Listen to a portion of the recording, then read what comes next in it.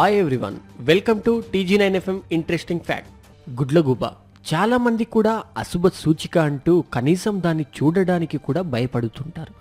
అంతేకాకుండా అది ఎక్కడ వాలినా ఆ ఇంటికి శని అని, లేకుంటే ఎవరైనా చనిపోతారని, వెంబడే ఇల్లు వదిలి కొన్ని రోజులు వెళ్ళిపోవాలని చాలామంది అభిప్రాయపడతారు.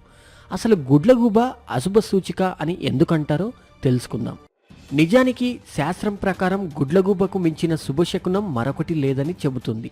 ఇది ఆశ్చర్యానికి గురి చేసిన నమ్మకం మాత్రం తప్పదనుకోండి. గుడ్లగూబ సిరులు ఇచ్చే లక్ష్మీదేవికి వాహనం. లక్ష్మీదేవి స్వామివారితో కలిసి ప్రయాణించినప్పుడు గరుత్మంతుడి వాహనాన్ని ఒంటరిగా ప్రయాణించాల్సి వచ్చినప్పుడు గుడ్లగూబనుతో నడిపేవాడని శాస్త్రాలు చెబుతున్నాయి. అంతేకాకుండా ఉట్లాక తంత్రంలో గుడ్లగూబ దర్శనం మంచి ఫలితాలను ఇస్తుందని కూడా చెబుతుంది. అంతేకాకుండా గుడ్లగూబ తెల్లవారుజామున 4 గంటల సమయంలో ఎవరింటి ముందు వాకిలిపై వాలినా ఆ ఇంట్లోకి లక్ష్మీదేవి ప్రవేశిస్తుందట. మనం ఏదైనా పని విషయంలో బయటికి వెళ్లే ముందు ఎడమవైపున గుడ్లగూబ కనిపిస్తే ఆ పని ఖచ్చితంగా అవుతున్నాయని కూడా శాస్త్రజ్ఞులు చెబుతారు. అంతేకాకుండా గర్భవతులను గుడ్లగూబ తాకితే ఆరోగ్యకరమైన శిశువు జన్మిస్తాడట. అలాగే రైతు పొలంలో కానీ పాడి పశువుల కోటంలో కానీ గుడ్లగూబ వాలితే ఆ రైతుకు సిరి సంపలతో కొదవకుండదని శాస్త్రజ్ఞులు చెబుతున్నాయి.